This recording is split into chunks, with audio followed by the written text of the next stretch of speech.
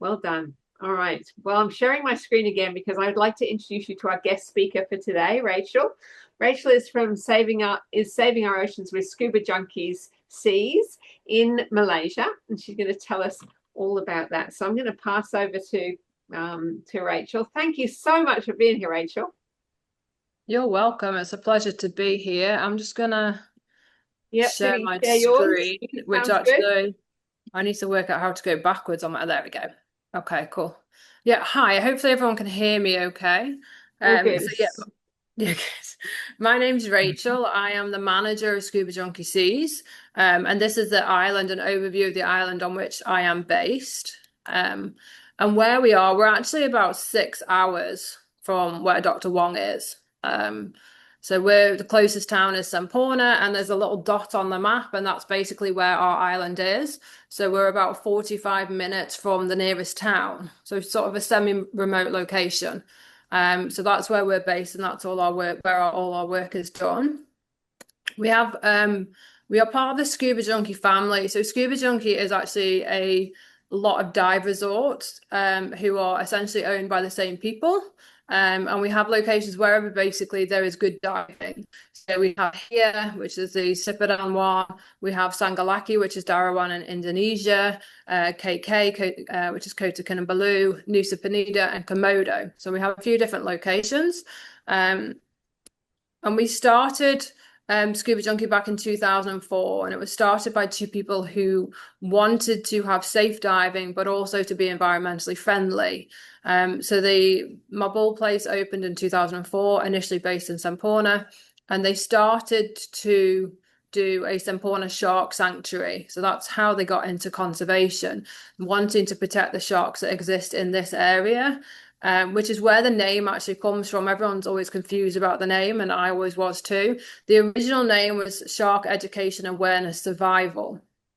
But when we got registered as an NGO, we weren't allowed to have shark in the name, and we had to have SABA in the name. So our name became Sea Education Awareness SABA. So our name is somewhat confusing. So 2009 was the Semporna Shark Sanctuary, and 2011 was our Mobile Turtle Hatchery. 2018, we developed our rehab center in sick and injured turtles. 2020, sorry, we were officially registered as an NGO, so we are now a separate organization from Scuba Junkie. And then 2025 is our most recent addition, which is our Mobile Plastic Project. In terms of the team, we are actually quite a small team for the size of the portfolio we have. So there's me as a manager. I have Anim, she's the outreach officer. She does a lot of our outreach programs, including with the school kids. Elvian does everything, basically. He covers all across the board. And Aini is our coral specialist. So she focuses predominantly on coral. So we each bring something a little bit different to the table. This island is very unique, and we have a number of issues that we face here. So first of all, there's a lack of infrastructure. There is a population of between 2,000 to 4,000 people on this island, and it's a very small island. It takes us about 20 minutes to walk around. We have such a big range in the number of people that live here because a huge number of the people are undocumented or illegal. So we have people who are blue IC holders, which means they're true Malaysian citizens. We have people who have red ICs, so they're kind of almost Malaysian citizens, but not quite the same as the blues. And then we have the people who have IM13s, which are passports. These people are usually from the Philippines. They have to renew their passport every single year, and their jobs are limited. So there's certain jobs that they cannot do. And then on top of that, we have undocumented people, which fall into two different categories. So you have people who were simply never registered at birth for whatever reason. And a lot of the time, you can't get a straight answer as to why they weren't registered at birth. But then you have people who are known as the Bajau or the Sea Gypsies. And these are people who lived on their boats and they moved around from location to location, which was fine when we didn't have international sea borders. But now that we do, they have ended up being stateless. So they don't belong to Malaysia, they don't belong to the Philippines, they don't belong to Indonesia, and they have very limited rights. So they cannot work at all, they can't get medical care, they can't get education. So life is very difficult for them. So we have all those people living on this island, but we have absolutely no infrastructure at all. So there is no waste management facility, there's no healthcare, there's no sewage, there's no water treatment systems. So this in itself creates a lot of knock-on problems like pollution. So sewage from human waste is a problem. Plastic is a problem because they are over-reliant on plastic because we don't have safe drinking water. We don't have power 24 hours a day. We don't have running water. So they are very dependent on single-use plastic. And then when you don't have a waste management facility, that has a knock-on effect.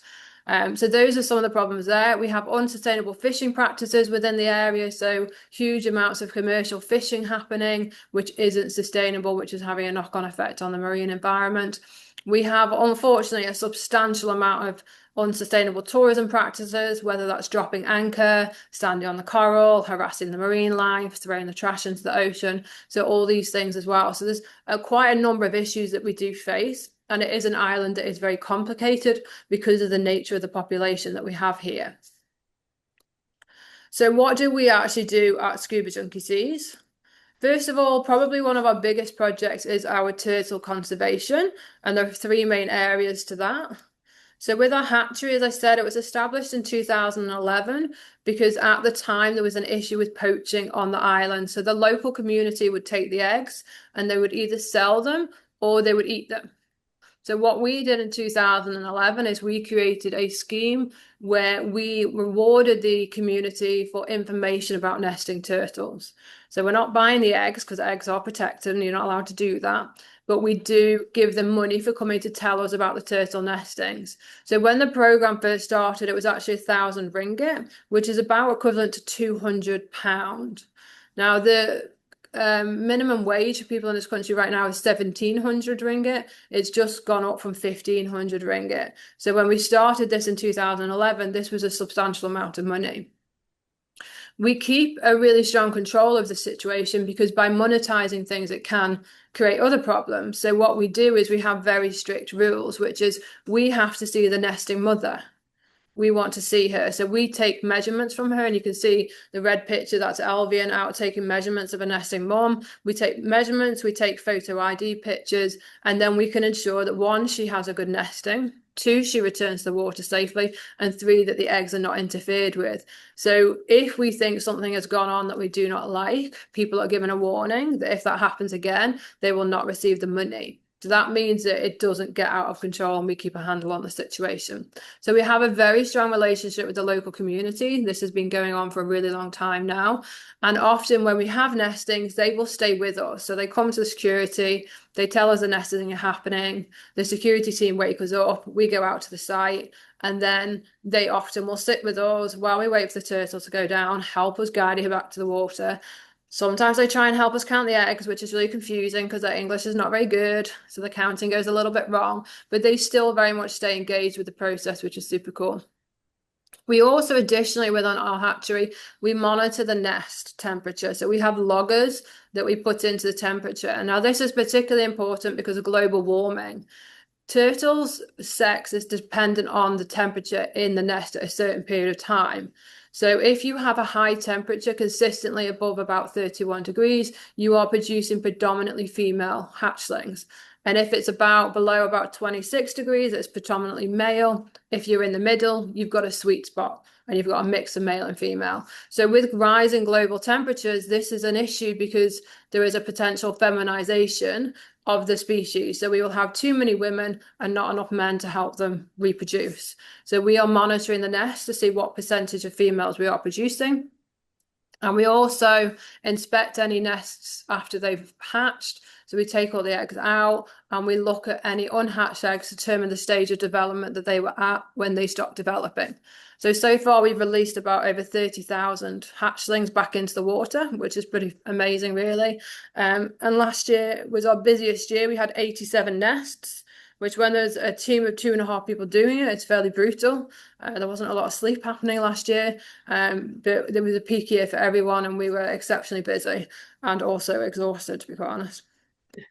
So then we have the Mobile Rehab Centre, which always makes me think of drugs. It's not drugs, it's just second injured turtles. This is the only facility on this side of Sabah. So if they don't come here, they either have to go to Sandakan, and I'm not sure that facility is even operating these days, or they have to go to Kota Kinabalu, and that's a full day of travel. So this is the main facility to treat sick and injured turtles within this area.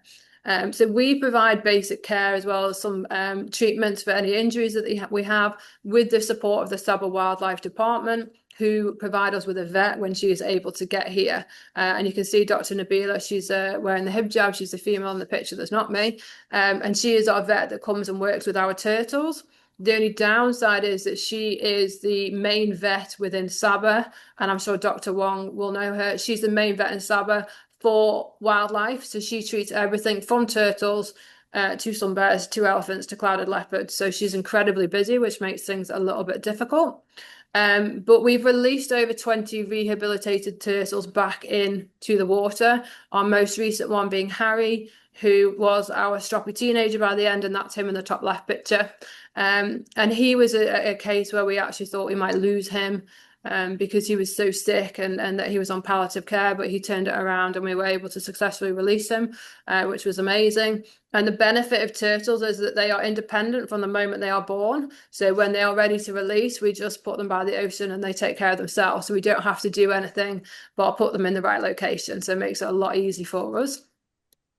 And then finally, we do a population study with turtles. So the interesting thing with turtles is the scutes, or the markings on the side of their face, are individual, like a fingerprint. So each one is different to a turtle. So when you take a picture of that, you can actually use it to identify individuals.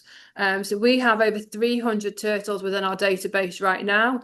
And we also use this for nesting mums so that we can keep track of who's laying when, which gives us an idea of how many turtles we have in rotation and also when we're likely to expect them to come back up again. So that's something that we can do to understand what's happening with the population of sea turtles in the area, and also how they are using the area. So are they staying in particular locations? Are they coming and going?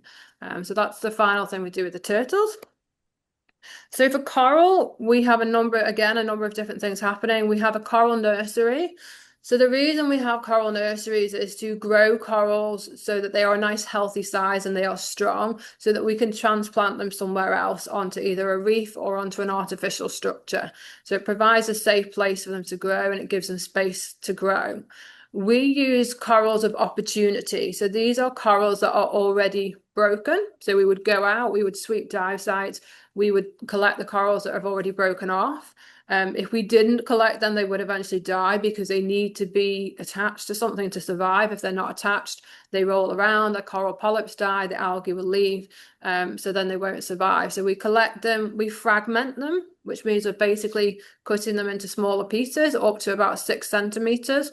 And then we attach them to the tree and let them grow for a year before transplanting them out. So this can act as both a donor for work that we are doing, but also help to plant out to other areas to keep the coral healthy. If these corals are doing well on a tree, then they're very likely to do well once you put them out on the reef. So that's our coral nursery. This is a coral tree that we used. We did this because they take less space up. And it was the first time it had been done in the area. We did encounter some problems, but on the whole, we had some good success with it. We have an artificial reef that we're working with, which is it's going to be Rachel's reef, not named after me, but after somebody else. So we're using corals from the trees to plant out onto the hives. And these hives are something that we built in Mabul with our Mabul Eco Youth children or young adults. And basically, this is creating a bit of an artificial reef for fish to hide, for corals to latch onto, and we have had corals latch onto them. And it's helping to spread the pressure on a dive site that's used a lot for training, but also provide places for things to hide and to live and help the environment stay nice and healthy. So that's our artificial reef. And then we have Coral Watch, which is a citizen science project. So basically that means anybody can do it. You don't need to be a scientist. It's something we do with our volunteers. And we go out and assess the health of the reef by looking at the colours of the coral. So you select a coral and you pick its darkest colour and its lightest colour. So if you don't have too much variation between the colours, this is a good thing. The coral's probably healthy. If you have a big variation, so it's very pale to very dark, then that's a sign there's probably an issue.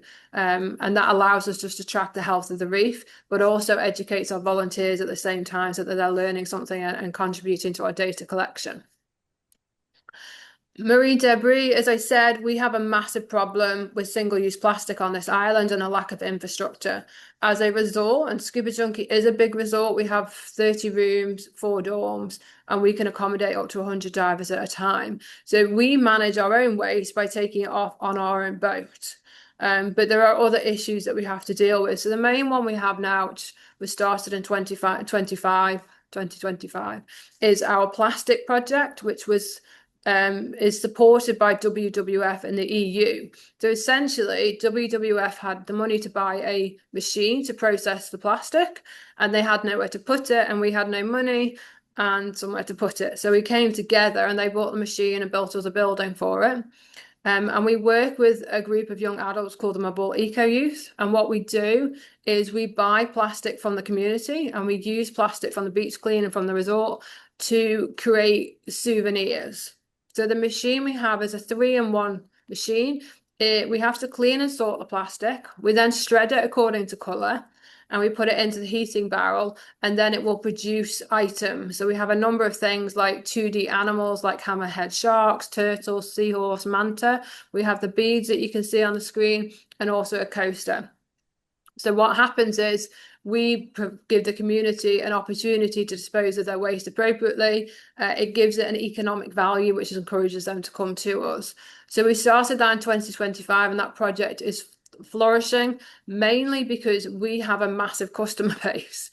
So all the guests at Scuba Junkies see that we have a trash problem, they can see the project operating, and they can see the products that are made from it. So they connect with the project, and therefore they're far more likely to buy the items. And it does actually, we sell quite a large amount of items as a result of that. So we're very fortunate in that sense. This project is now being expanded into a buyback scheme.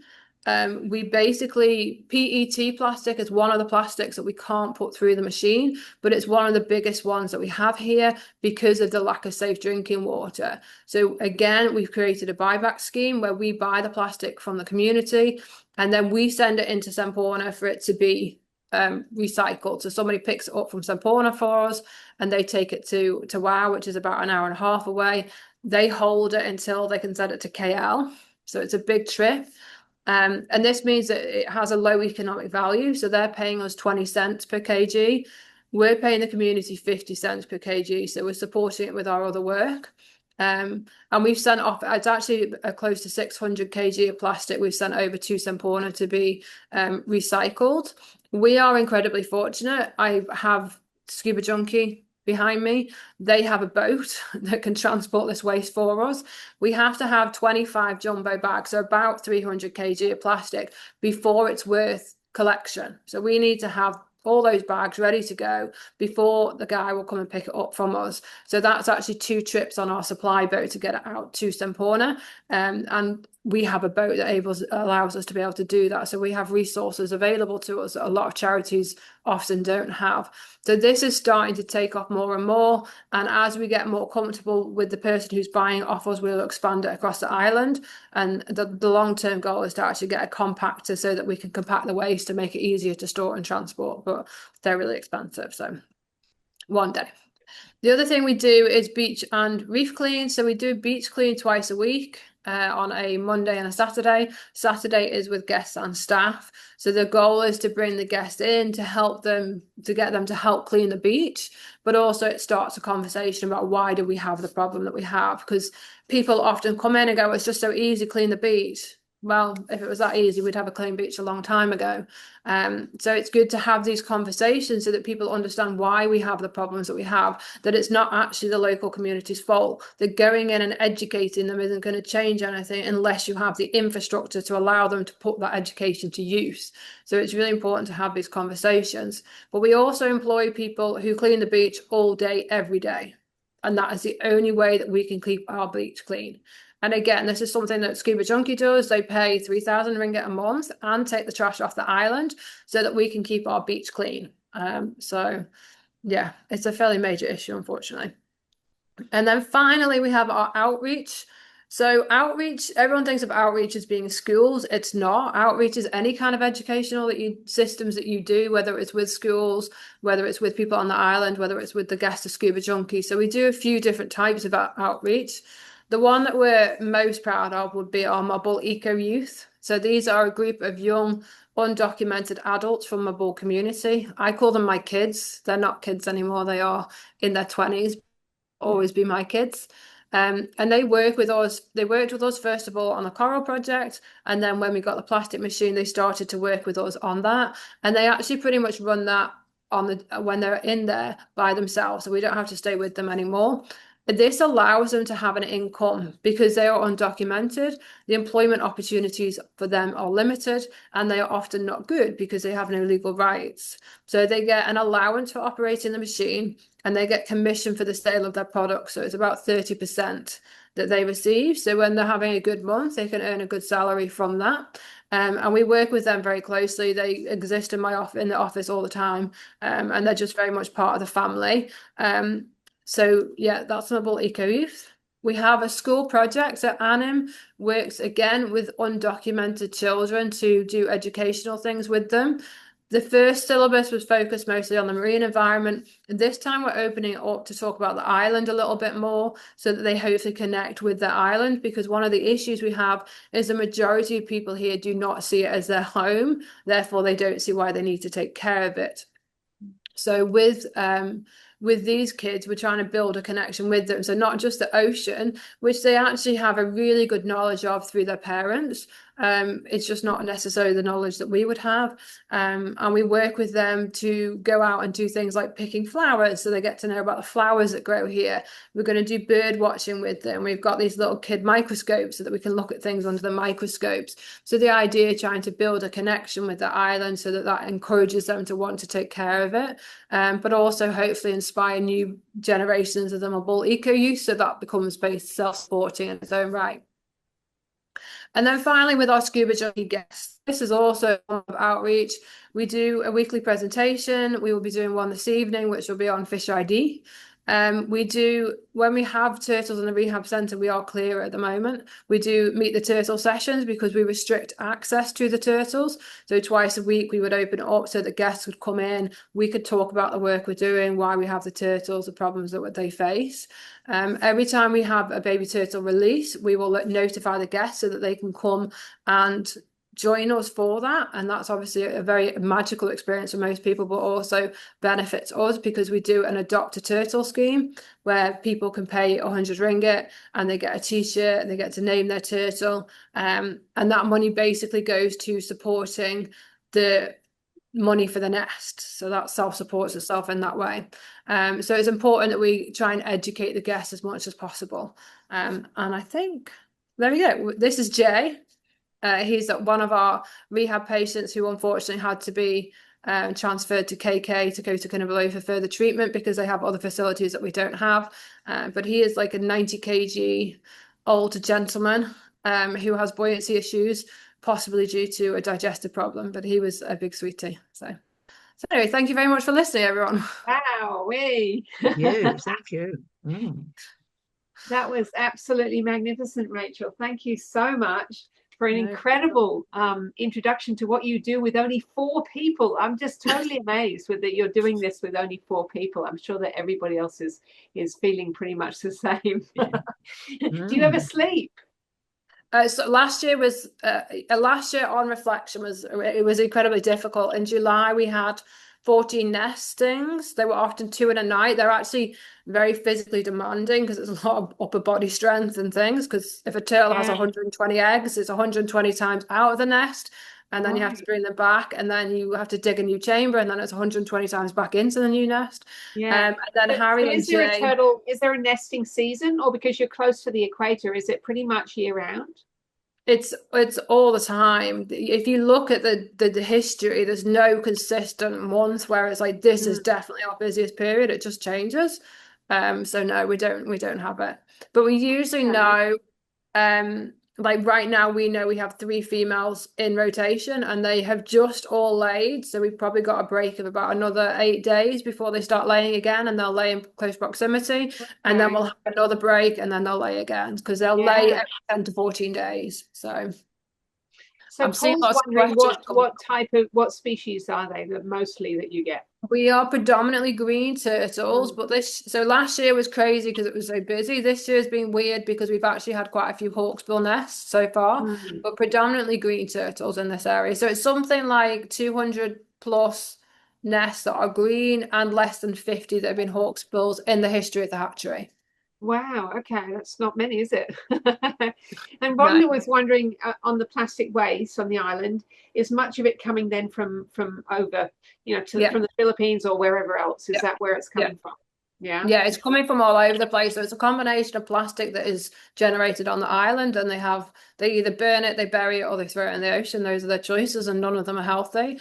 Or Mm. it's plastic that is washing in from other locations, whether that is ships that's throwing it off, or coming in from St. or coming in from the Philippines. So yeah, it is coming in from other Okay. locations as well. I was very impressed with this idea that you're actually buying plastic and Yeah, you're buying it at more than it's worth, which is I which know. is I which don't know if is it's crazy or not, well, but no, we'll I see. don't think it is because it's future investment in your community, isn't it? And It and is. yeah, and that's really good use of funds, in my Well, opinion. I don't know yeah. what anyone So else thinks. when people buy, obviously the items, we have profit from that, and we're Yeah, hoping yeah. that the profit we receive from that is sufficient to cope with the deficit, but also we get plastic from the resort. Interestingly, one of our suppliers, who supplies the resort with the chemicals for cleaning and things, they are Mm, now buying the gallons back off us because it is cheaper than brilliant. buying new gallons, and they're paying a lot more. So they're paying 150 for 5 litre jug. So the Yeah, money that yeah. we're getting from them, well, that comes to us rather than to Scuba Junkie. That will also hopefully help support it because we got more for 46 gallons that we gave to them than we did for 300 kg of plastic bottles. It's So interesting because hopefully even though it's conservation, it's a numbers game, right? And you've it got is. to, Yeah. you Yeah. can't not pay attention to the numbers, even though you're No, doing you have it. to. Yeah, it's about the long-term Mm, sustainability of the the project. At viability of it, some point in yeah. the future, the funding from WWF stops, and we have to be able to pay the kids' allowance. We need to pay the commission. We need to pay for the plastic bottles that we're buying. And I think over the course of the year of the project, we're in about 2,000 of a loss right now over the whole 12 months, which is not too bad considering where we Not are. bad. So it's okay. That's Yeah. not bad. No, and Oh, that's taking amazing. into account the kids' allowance, which we don't pay right now. WWF pay that for us. So yeah, So this is a big issue that you've got these undocumented locals who, and you mentioned briefly this concept that they might not actually care for the environment because they don't feel it's home, it's and not that just them; it's the whole island. To be it's fair. the whole island that's not feeling like the island Yeah, is home. Okay. yeah. So that's a big thing to do with outreach that you're doing is trying to get that connection to place, right? Yeah, so we actually have just expanded out to another island. It was Derawan, our Sangalaki branch.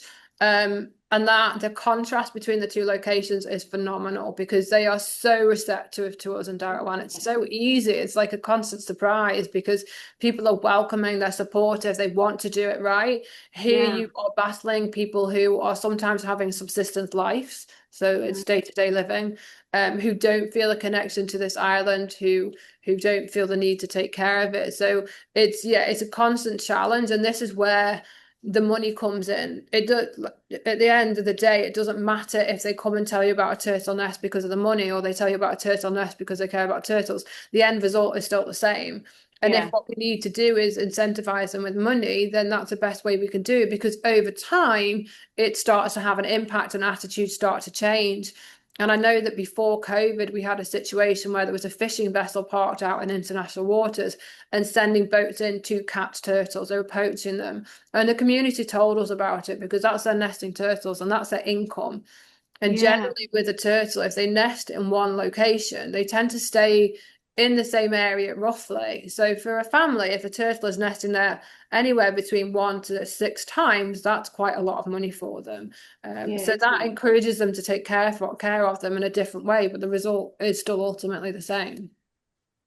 Got some innovative ideas there. Who's got other questions that they've got for Okay. Rachel? That was magnificent.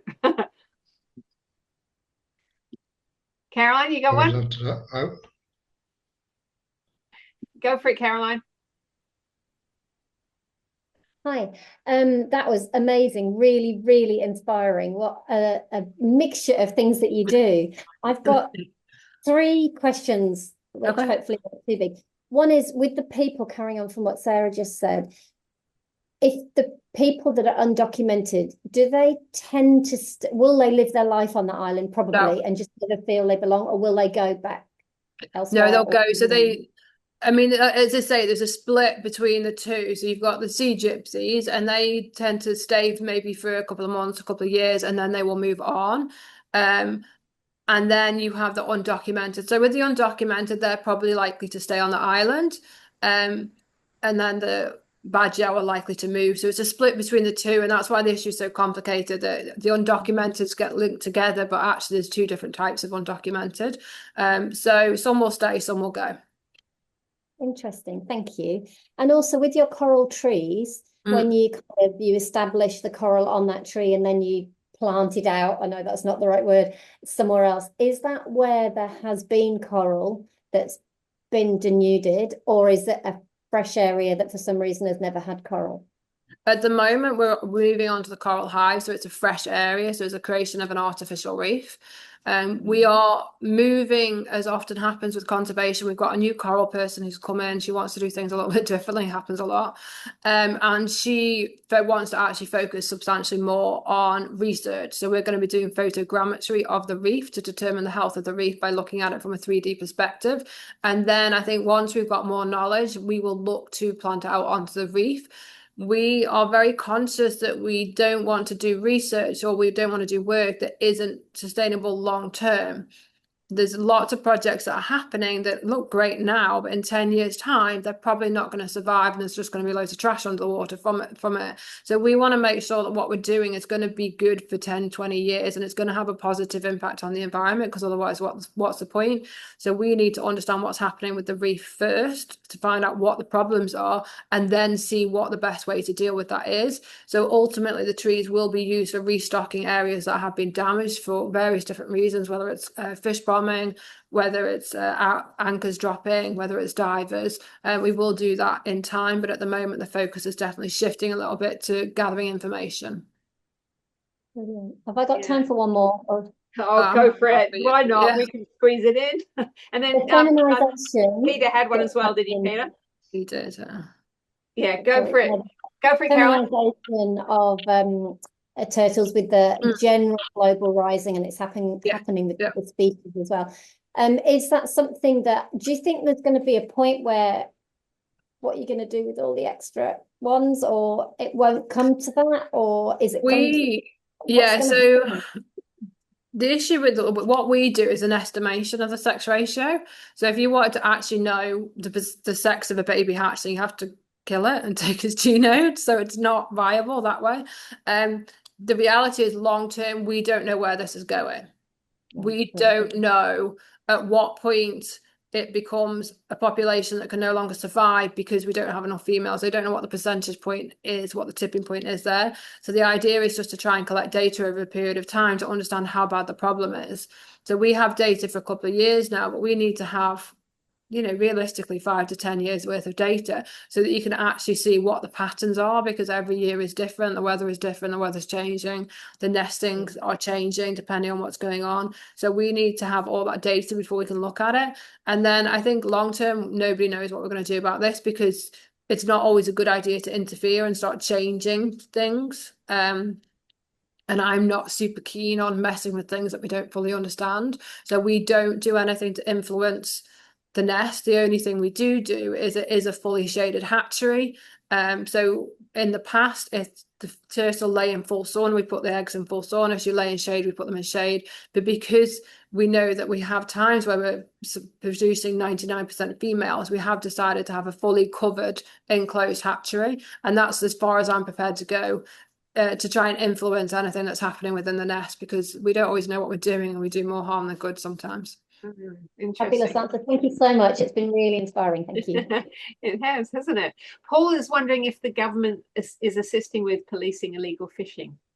To some extent, one of the biggest issues is just that you'll have to excuse me, the power is just switching. So I've gone dark because we're switching from the solar to the generator. Okay, we're back on. So yeah, they are doing what they can. We do have an issue with fish bombing, but it's such a vast area to police.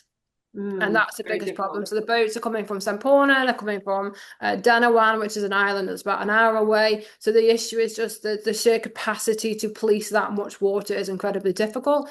And the fish bombers tend to stay ahead of the game. The other issue is that a substantial amount of the information comes from us mostly. We're very annoying about it. Our dive team will tell us when they hear bombings. We then pass it on to the authorities. The problem is that as a diver, if we hear it 10 minutes into a dive, we don't get out of the water for 50 minutes. It's probably another 10 minutes before we can get the message out. So you're looking at up to an hour after we've heard the bombing before we can notify.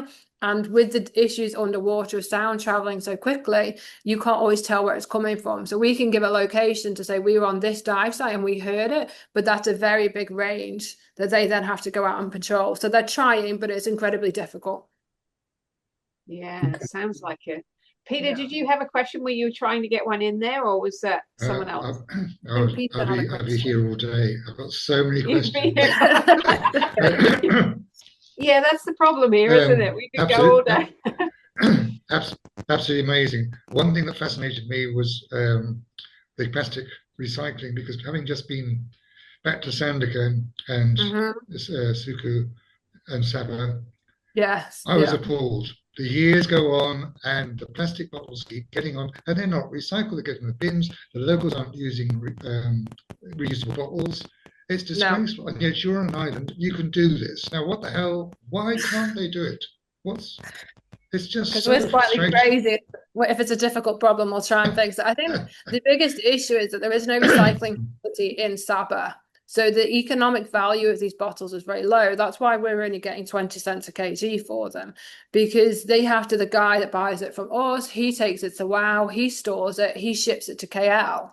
So because we don't have a facility here, it doesn't have a high value. So what we ideally need is a facility that is a good facility that can recycle within Sabah, because then the economic value is higher. People are more inclined to then collect the plastic bottles to hand them in. It is changing like ever so slightly. I was in Semporna the other day and there was a refill station for water bottles. People were using it. And it's such a small thing, but it is, for me, that's something that's really exciting, because you go to places like the Philippines and these stations exist everywhere. I used to just go to one, fill my water bottle up and I'd leave, and you could fill your gallons up there, whatever. And then we just don't have that kind of infrastructure within Sabah in general. So seeing that was really cool. But one of the other issues we have, like in Semporna, even though it's a very busy town, it doesn't always have running water.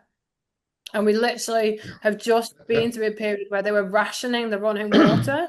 So not only did we have to be very careful with the water in the office we have in Semporna, our water supplier, because we have a combination of water treatment on site, but we also bring some gallons in, he was not able to fill the gallons because there was no running water for him to treat the water to put it in the gallons. So it's just a massive infrastructure problem in general within Sabah, I would say. Well, that leads me to my last question. I'm sure we could keep going forever, but I'm just wondering, what can we do to help? I talk about it. Talk about it. Yeah, talk about it. I think people are getting really fatigued. Like, turtles are easy. Everybody loves turtles. That's fine. People are getting really fatigued with hearing about plastic, but they don't understand, because it's not hitting them in the face. Like it hits me in the face every time. Well, actually, sometimes the beach is really clean and it's really exciting. But every time, we go out diving or on the boat and we see huge amounts of trash everywhere, it literally smacks you in the face. Yeah. So for us, that impact is really big and it's really obvious, and you can see why it's such a big topic these days. But for people who don't live in these environments, who have never seen this before, they don't understand. So they just think people are just talking about it, and they get bored of it. Oh, it's just plastic, it's just plastic. So I think the biggest thing is to have these conversations so that people really understand that, okay, maybe your country is okay, but other places aren't, and they are struggling and they do need help. So it's having conversations to educate people so they understand what it is that we're fighting against. Claire's saying we need a plastic recycling company in Sabah. Absolutely. How do we do that? Yeah. I mean, the other side of that is that we are sending it off. It is, in theory, being recycled. A lot of the recycling places in KL and Peninsula, they're not very good. So it's you know, we're going to have a recycling centre. It needs to be, if they can actually process the waste here, it needs to be a good recycling centre that actually has proper environmental practices in place. So yeah, it's a tough one. Yeah. Peter's wondering if we can send questions after the session. Can we do them directly Absolutely. to you or through me? What works for you? It's probably easiest if they go to you and you collate them and then I do a response, but absolutely no problem at all. Okay, everyone's got my email because I send you updates every now and again. So send me your questions, I'll forward them, and we can have like an education session in the next World of Wildlife. How's that? We have, I don't know if any of you are on Instagram, but we have Instagram, Scuba Junkie S.E.A.S, and we have a website, Scuba Junkie S.E.A.S, so you're welcome to go and check those out and get more information. Well. Yeah, I'm always happy to answer questions if people have them. It's really important. Thank you. That's magnificent to hear what you're doing, and I'm just flabbergasted you're doing it with such a small staff. It's just so are we sometimes. Yeah, I imagine. Yeah. Thank you very, very much. Now, on it's this first, give Rachel a huge round of applause because that was magnificent. Now we do have a little segment at the end here. Now, I know we're going over, and if you need to go, that's fine. But I like to pick on someone in this virtual room at the end for what we call Mara's Minutes. This is up to a maximum of 3 minutes for someone in the room to tell us something about what they're doing. And today I'm going to pick on Rhonda because Rhonda's going to announce something about something that's going on in October, I think. Rhonda, are you able to put your video on? I can, but I don't look too good. I've just we don't care. We don't care if you've got your pajamas on. That's fine. Yeah, I've just put the website link. Yeah, Wildlife Tourism Australia, which has been going for over 20 years now. Yeah, we're holding a conference this year in Victoria at Hillsville Sanctuary with a side visit to Moonlit Sanctuary. They can both, Hillsville can be reached by public transport as well as by car. And we've also got an online segment. So yeah, wildlife tourism gets a bit of flack because there is some bad examples of wildlife tourism. You know, you see crowds of people around one cheetah that's put off catching its prey because of it and things like that. But wildlife does also have potential to do a lot of good, like the gorillas in Rwanda and Uganda are now being preserved more than they would have without the tourism dollar. And whale watching is earning a lot of money, so you're not so likely to get actual whaling coming back in most places. Yeah, absolutely. And wildlife tourism is a way to protect species, isn't it? If we do it right, ecotourism is a way to protect species. So yeah, that's brilliant. Thank you so much for that, Rhonda, because I've been to the conference, the last 2 conferences, and I have to say that it's a really good way to meet other people, connect with them. And are you still looking for presenters to do online or in person? Yeah, we've the call for papers has officially finished, but we do have a few spaces left if anyone would like to send me their own. And there's no limit to the number of online people that we can have attending the conference. So yeah, there's people attending online from Mexico and Brazil and Malaysia and various other places. We've got people in person coming from Malaysia, Indonesia, Sri Lanka, and yeah, so it's got a bit of an international flavour as well. We've got some good keynote speakers, and we've chosen these 2 sanctuaries, Hillsville, and our conference dinner will be at Moonlit Sanctuary. We'll be having a look at the nocturnal animals there after dinner. They're both doing excellent conservation breeding work, breeding endangered species like leadbeater's possum, the orange-bellied parrot, the helmeted honeyeater, which is actually a subspecies, but just confined to one little part of the mountains in Victoria. You've got 10 seconds so left, doing Rhonda. A lot of good work with conservation breeding and release. 10. Pardon? You've got 10 seconds left. It's going down. Oh, I see. Okay, so have a look at the chat. I've got the link. Thank you, Rhonda. That was absolutely awesome. And thank you again, Rachel, for an incredible educational talk. Thank you so much. I hope you'll come again and listen to everyone else here telling us about what they're doing. We'd love to see you next month. We'd love to see you all next month.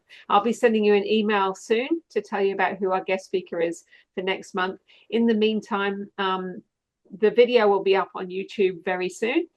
I'll send you a link with that as well. Feel free to share it with as many people as you like and invite as many people as you know to come next month, because the bigger this group grows, the more we can achieve together. Thank you very much, guys. Thank Thank you. you. See you next time. Thank you. I've just Thank you. posted a link to a book that might be of interest to some. Oh, lovely, Jenny. Good book, Extinction, the Thylacine and the Time Machine. Oh, that sounds good. Yeah, it's a really good like graphic novel for kids that explains should we de-extinct or not? Should we do it? Okay. Or should we put all the money into stopping others from becoming extinct rather than trying to de-extinct? So it's a really good yeah, good concept. We should have a debate on that one someday. It's an excellent book, really good.